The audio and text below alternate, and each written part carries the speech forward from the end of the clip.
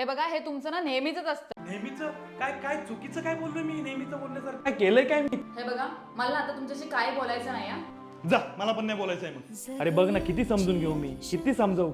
नाही नाही, मी ऐकणारच नाहीये. मी का का ऐकून घेऊ? हो, नाहीच ऐकणार आहे मी त्यांचं. आणि सारखं सारखं मी कशाला कमीपणा घ्यायचा? अरे यार, न जेवताच झोप लागली.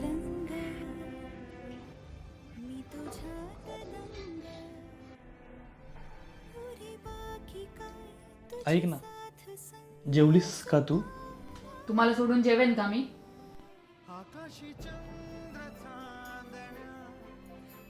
नकोय. घे ना प्लीज.